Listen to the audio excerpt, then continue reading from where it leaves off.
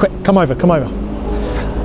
So, hey, welcome back to my channel. So today I'm back in London and I'm interviewing someone really exciting who's gone from social media megastar, YouTuber, who's now turned businessman and runs Clean Kitchen UK. Super exciting. There's so much value in this episode. I promise you, one of my favorites. Don't go anywhere.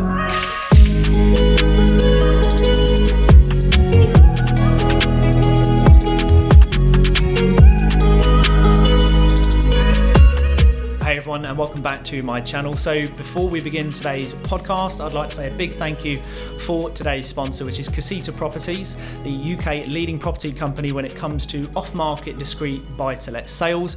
All of their information will be in the description below. So I have the pleasure of welcoming Mikey Pearce to my channel, to the podcast. And Mikey, you are the founder of Clean Kitchen and of course a well-known YouTuber. So thank you so much for joining me on the channel, mate. No, pleasure. Thank you very much for having me. Thank you. I've sort of been, I'm looking forward to it. I haven't really done too many podcasts. I've done a few, but it's always nice to go on and chat and stuff. So yeah, thank you for having me. No, pleasure's all mine, mate. So for anyone that perhaps doesn't know you, Mikey, you're very big on social media. I'm sure a lot of people are going to be watching this. I don't know. I used to be relatively, but not now. No, you've done incredible things, and Mikey's got a great YouTube channel. Go check him out on Instagram. But Mikey, for those of who might be watching, just that 30,000 view of who you are and what you're doing now. Yeah, sure. So I used to, as I said, used to be a YouTuber back in the day. I started doing kind of videos around like 5-6 years ago, just as typical like kind of vlog, pranks, all of that kind of stuff, and got to have like 3 years as a YouTuber, traveling the world with my friends. It was great fun, and then it got to the point where the pandemic struck, and I think with YouTube you have like a lifespan, so you've got like a time to make it, and then you kind of peter down. And as that time, I never wanted to be that kind of YouTuber who, you know, used to get views and doesn't really get any views or anything like that. So I created a brand called Clean Kitchen, which is a plant-based food brand. Started up as delivery kitchens in Brighton. So we had one delivery kitchen in Brighton in my aunt's kitchen, and put it onto Deliveroo. Did it kind of very kind of half-heartedly in terms of, you know, how it started. It started very, very small, created like a very small menu. And since we've grown we've got 8 delivery kitchens. We've got 2 restaurants opening, 4 more this year. And we kind of try and be the plant-based like mainstream brand. So we want to bring vegan food to the mainstream market. We actually manufacture all our own plant-based meats as well. So we got those going into retail as of April. We're just taking on a site in Battersea Power Station, which is going to be a big kind of 2,000 square foot. Think like the plant-based McDonald's, but more of a healthier vibe. And just kind of been doing that for the last 15 months now. It's kind of consumed my whole life, but super fun, and kind of we're on that mission to open 40 sites in the UK and make it that international brand. It's amazing. I mean, what I'm really excited to tap into with you, and I'm hoping this offers a lot of value, I know it will, is that I hope so. you've gone from, and we spoke off camera, is that you're very interested in now building this business. Not so much it's all about the limelight, it's about really building a sustainable business. Yeah.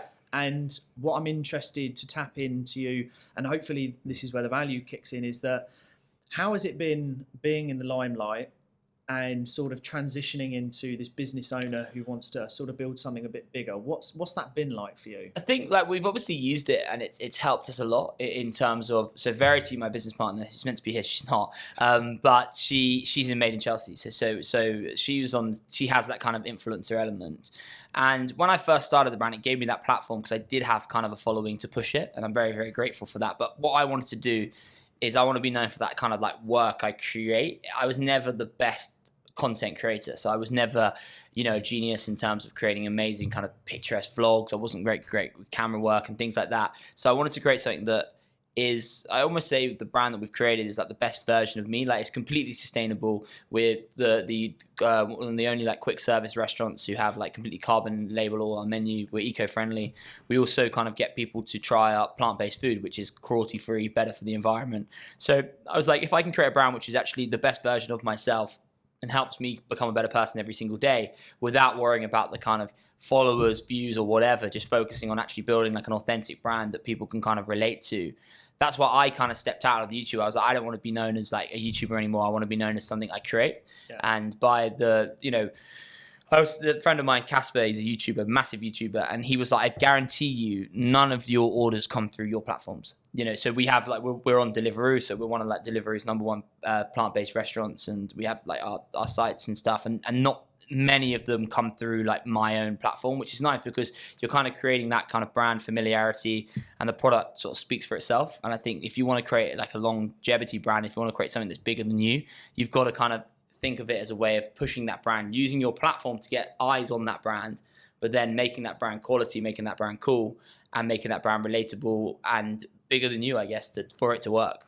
It's interesting you say that, because it's funny, isn't it? You could have a huge following on Instagram, for example, but you don't get a lot of conversion rate. And I think that's, like you say, you almost, when you're starting that business, you're having to start again, almost, from the ground up. And although you have a big following, I also know many people who have quite large followings, and they've always said that when they moved onto YouTube, they hardly got any conversion rate, which is almost similar to your, order sales, is that it doesn't necessarily follow because of the influence that you have, if you see what I mean. Yeah, I think so. And I think that, influencers will release a brand, it will do well for like kind of a big swing. And then because the brand's like, I don't know, they might bring out like a dodgy t-shirt brand or something like that, because it's not a proper cool kind of established brand, and there's operational errors and everything like that. I think that there's this like big hit of sales, and then it really does kind of die down. After the hype, and the ones that have created actually brands bigger than them are the ones who are smart. So, for example, someone who's invested in our business, Clean, is a girl called Grace Beverly. So she has 1 million followers. She uses her social platform so well, but she's actually created really, really credible brands in Shreddy and Tala that are brands in their own right, and they have a real kind of direct buying base and a great following of those brands. And obviously, they always buy her products. They always kind of subscribe to her like platform, etc. And that she just leverages her like kind of influence really, really well and puts it into a proper brand. So I think if you're like clever and things, and and you actually create something more cooler, you just use it as a platform. And we were all on YouTube, so I was friends with all the kind of like bigger YouTubers when I was like kind of coming up. And you've just got it. You only have a sort of a brief period of that. Like, what do you go on to do? Like some of us went into music, some people went into TV, some went into business, and it's the ones that kind of just utilize that platform and actually think smarter, think, okay, right, how do I use this to create something cool? And they're the ones who seem to do kind of well.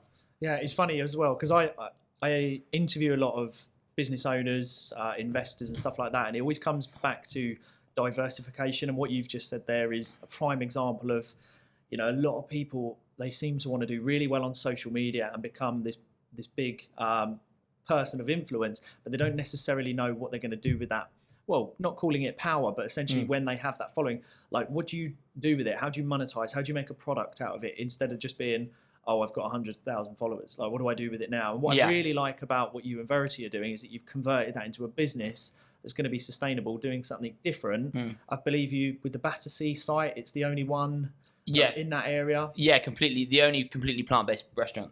Yeah. So I think we're really gunning for that vegan McDonald's, and I think that what we try and create is, they don't have to like me or Verity, and obviously Verity being on a reality show, she can divide crowd. There can be a storyline, and obviously it's fictional reality type things. It's put into kind of different situations, and people can have their own judgment. But if it doesn't matter if Clean's cool, if Clean produces good food, they're still going to buy it, and they're still going to be like, oh, I've already had that, and it doesn't really kind of matter too much, as long as you get that quality of the brand, and almost as long as you separate it. Like I've always said to V, I'm like, there's no way Clean's going on Made in Chelsea, absolutely no way, because it's like it ruins it, and I don't want to be known as something that my hard work and her hard work as well off the show, and it's like, oh, you only got successful because you're on that TV show. But it's like, well, no, we actually took on these really small delivery kitchens. We promoted it. We created a really, really great product, and we've actually used kind of our hard work to push it. And obviously, you help, like, incredibly grateful for the help that we've had. But I just don't want it to be known as that kind of, You don't want it gimmicky. Yeah, and that reality-based brand and things like that. So I've said absolutely, there's no way. And I'm quite like kind of picky in terms of what press Clean does, and what things kind of who we work with or whatever, because it's like, for me, it's brand first, and then after that, and we look at like what can we do on Clean which is different to our own pages, and we keep them very, very separate. Like we have we both got managers for our own stuff, but like we have obviously our marketing manager at Clean is completely different. Our PR company at Clean is completely different. So it's kind of that, just complete separation, I guess. And when we just use it when we can. I really like that. You can tell already from speaking with you is that you're very much in the business mindset now of I want this to really work. So which leads me on to my next question, which I think I've already got the answer for, is it about the profit and what it can generate cash flow wise, or is it about the product? And I would say, well, we just taken on quite a lot of investment. So for us, it was all about kind of the story of Clean. Basically, I started in Brighton, very, very small, in these delivery only kitchens. And then as I went back to London, met up with V, and Verity is completely plant-based, completely sustainable, kind of teaches me lessons every single day. And I was like, look, V, I really want to create something here, which is, the future of food almost. And, we have our menu ranges from burgers to wraps to salad bowls to the grab and go items. So we always say we make modern and cruelty-free versions of the kind of timeless classics. So the ham and cheese sandwich and stuff, we make it completely plant-based. So I said to her, I was like, look, I'm going to take up these delivery kitchens around London. So Wembley, Peckham, one out in a nightclub in Chelsea, one in Battersea Heliport. And I was like, I'm going to put kind of a menu on there, get a couple of chefs in there and just give it a go. And obviously that started to boom and that started to grow, which was all about kind of, I was very profit driven because I was like, I have to break a certain amount to keep them trading because I didn't have any investment. I did it all myself. I've got chefs to pay. I've got delivery commissions to pay. I've got kind of, suppliers to pay. I've got to make money. I've got to pay my packaging, always have like branded packaging. So I was very much like product driven first. And then, obviously sometimes the quality does suffer because you're just focusing on profit. You're buying in lower ingredients. And then I was like, well, actually, then I opened this Camden site, which is a big restaurant in Camden. And I got that open just through pure hustle, pure like just any means possible to get it to happen and get it to work. So we opened it up, and that was very much like profit driven. However, we opened up, we got quite a lot of people wanting to invest because they're seeing the kind of trend of the plant-based market grow. And they saw us on kind of socials or LinkedIn or whatever and kind of liked the vision, liked what we were doing. So we got the chairman of Corn. We met the chairman of Corn. The plant-based meat substitute with a K. Corn with a K. Yeah, a Q. Yeah, corn with a Q. Yeah, corn with a Q. And he said to us, he was like, you can actually build this into a sustainable business here, but you should raise investment. So we opened it up and we initially set a target of 750K to open another 2 sites. And with that, we could hire an ops director because we were very much like running it ourselves. We could put in a business structure. We ended up raising 2.2 mil. So like now it's a case of like, okay, well, we've raised that money now. Let's make the product amazing. Let's make the brand everything amazing. Let's build into company structure. Let's get the best. And if we suffer on margins now, it will eventually be better and eventually grow. But we had to kind of, hustle it out to be able to get that. Investment to now actually think like, okay, right, how do we make the best product? How do we make the best plant-based burger? How do we make our products that we actually manufacture are lower in calories, lower in saturated fat, higher in protein than most of our competitors? Because we had to kind of take ourselves out of it and develop a really, really good product. So I think in time, if you want to build something, then, you've got to think of kind of profit. But I'm a really big believer in just giving anything a go. Yeah. Like we had a kitchen and our ops director now, he's very like safe and legal. And he walked into our kitchen we were using and it was about that big, right? And it was literally the size of this in the back of a nightclub. And he was like, oh my God, how did you not get like shut down by doing this? Like, it wasn't like we were running it properly, but we just did it. We just had an idea to create a vegan McDonald's, gave it a real go. And just sort of open it up. I hope I hope people are making notes being one, but also you're very much an action taker. Like I can already tell if you get something in your head, you're going to do it. And I really like this because I don't know if you agree, but we are in a world at the moment where you've got a lot of entrepreneurs that want to do. They know they want to do something, but where there's like so many ways of making money. Do I start YouTube? Do I become an influencer? Do I Amazon shop, drop shipping? Whatever it is, there's so many options. Whereas I really like what you've just said is that you give something a go. And I always try to say to my audience or anyone that I talk to is that you kind of have to go through a stage of just doing it and ticking off the boxes. If it worked, if it didn't, move on, know when to cut your losses. So that's very clear in yourself that you're able to do that, which is clearly a very key trait for you to actually go on and be successful? I think so. I think with Clean it is, because if you look at our brand when we first started to comparison to now, it's come on so much. We've learned so many different lessons, but we've learned on the job. Yeah. And obviously, so I took on massive risk. I put every single last penny I had into starting the business. I took on it would have been our Camden restaurant would have been 150k fit out. I had 50k. I got a 50k loan. That's all I could get to open it. And I was like, fuck it, I'll make it work. And I just got money from anywhere, any brand deals that I could work with, any sponsorships, any people listing fees, just anything. Suppliers I had to do like 3-week payment terms, so pay them when I open. And I just went for it. Now that mentality can go horribly wrong, and it could have gone horribly wrong. Fortunately enough, like our product sold, and I got out of it. But you do have to be that. You have to obviously take measured risks, and you have to kind of, don't go too gun-ho. But I think if you've got an idea, like everyone, if you want to become a YouTuber, Logan Paul, for example, his first video would be shit compared to what he does now. Yeah. And everyone has to take that first step into starting a business. And, I'm sick and tired. I get quite a lot of people messaging me being like, oh, how did you start? I want to start this business, but I'm a bit afraid or whatever. You just got to do it. Yeah, you just got to give it a go, because your product when you first start will be so much worse than it is in a year or 2 years later. If you just keep hustling, keep grinding, keep finding ways, you got to also be kind of reactive and also think like I'm proactive, but like you also have to always think, okay, if this idea doesn't work, how do I build on that? Or kind of, you have to always, just think on your feet with business and just give it a go. That's great advice, because starting is the key point. And also, do you not think that we're living in a world at the moment where people are hesitant to start? Because if we open up Instagram, everything looks like perfection. So I think people, even like today, we've learned things on the podcast, which we're going to do different next time that we're in London, is that like you just said, every time you learn and it becomes better each time. But I think we're exposed to what is like a perfect life, and people think, well, if I start, there's no way I can compete with that. But it is literally about just getting the boots on the ground and start running, and just start running. But fake it till you make it as well. Like what we used to do, I remember, like we had one delivery kitchen. I made out this was the best thing in the world. Like this is game changing. This is revolutionary. And you just got to give it a go. Like I remember I messaged every single influencer I had ever met or ever saw. Please, can you promote a brand? Please, can you promote? I just hustled it out. And like, there's a great story. One of my good friends owns an app called Cameo, and they've just been valued at $1 billion. They're one of America's like fastest growing Time magazine companies.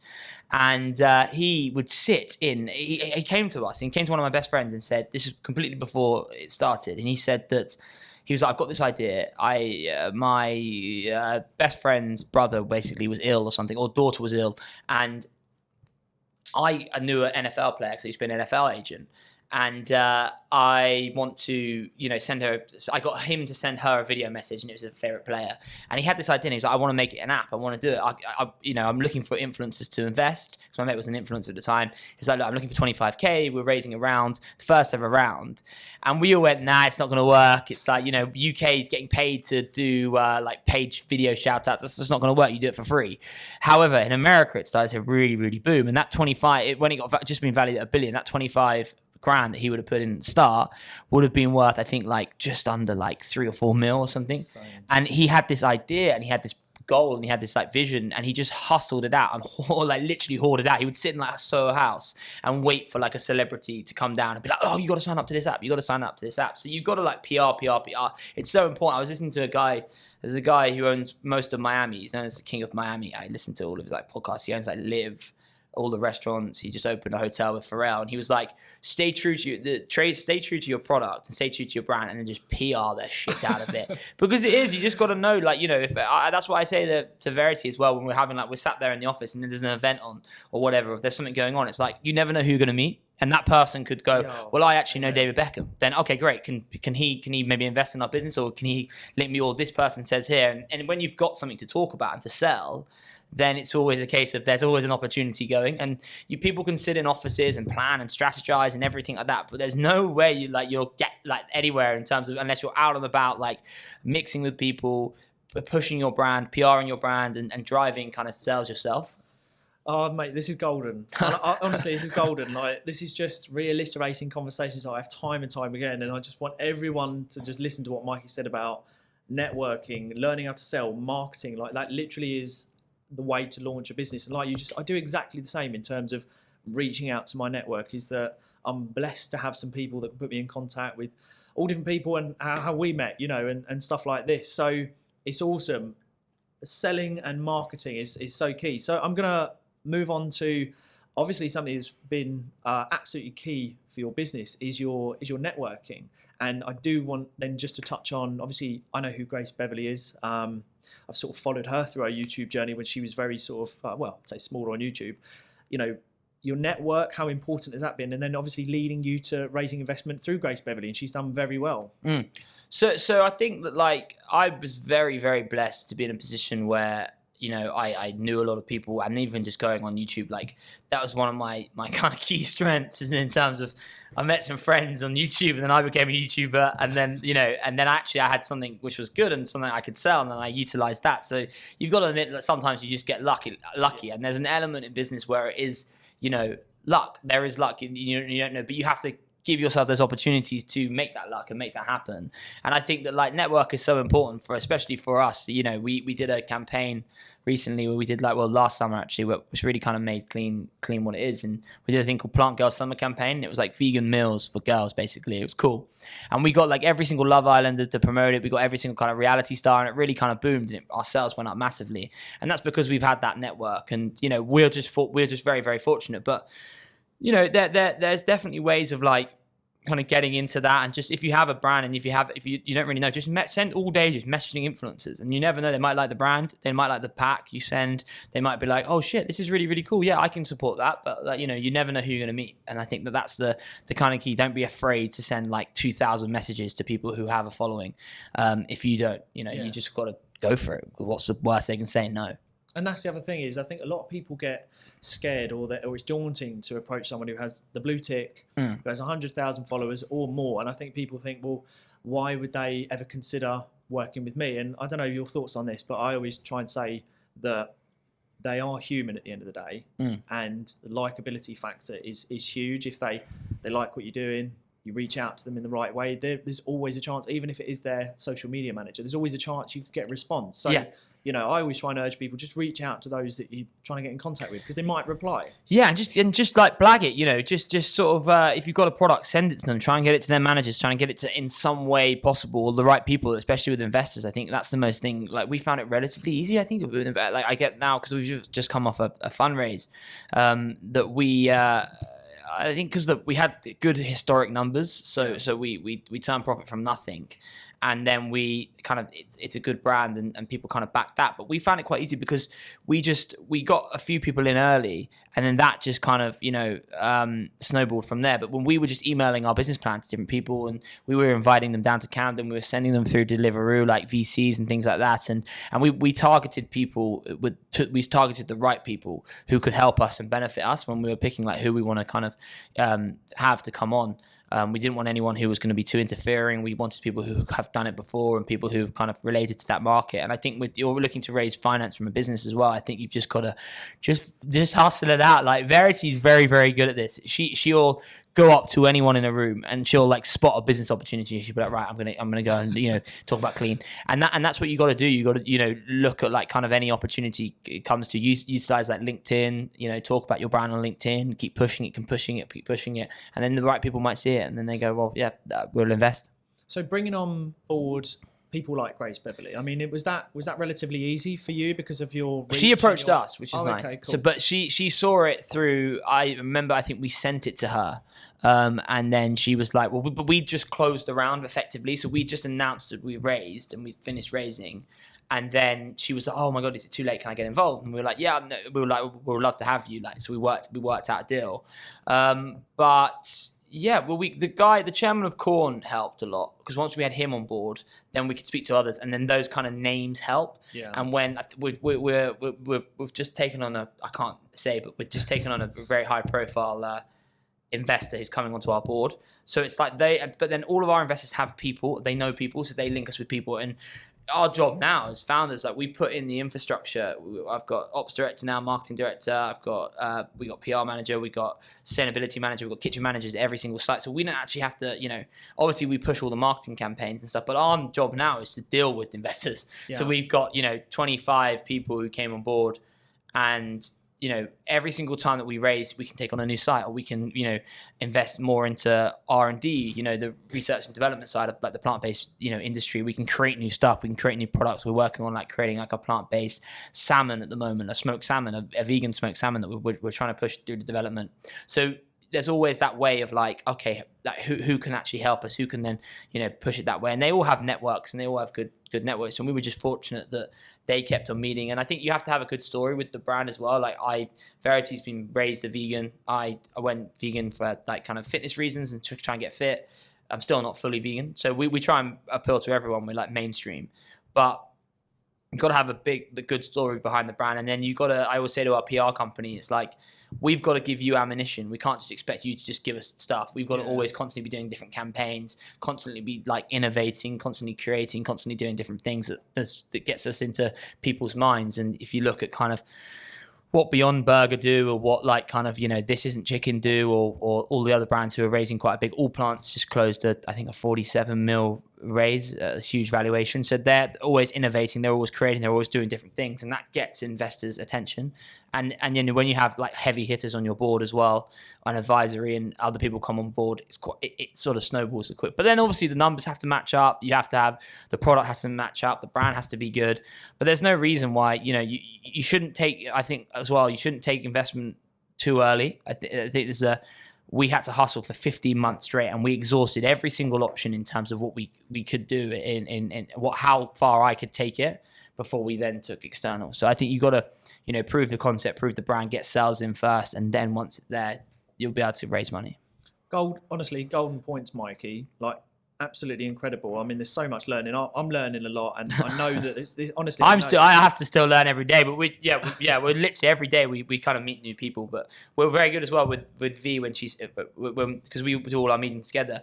She then, as soon as we finish a meeting with someone who we've learned from, we'll write it all down, and then like if we don't know anything, we'll Google it and check it out and stuff. And you have to, I guess, all that sort of stuff is quite complex. And you can honestly, I can really see that you've taken your successful career through YouTube, social media, the way that you've built that brand, converted it into a brilliant business, which is clearly going to grow and grow. And you've got amazing, I mean, the people that you're backed by investor-wise is incredible. So no doubt this is going to do very well. And I think you're a great example of those watching that I know are literally on the brink. They're on the fence of thinking, should I do it? Should I not? Just to absolutely go for it. So what I want to finish on as we wrap up, Mikey, and it's been awesome, is if you could give like 3 tips in the areas of, if someone's wanting to use social media, but ultimately to start a business or monetize, and what have you learned from business? Just a couple of tips that you would say to someone watching who's on the brink. I think like on social media,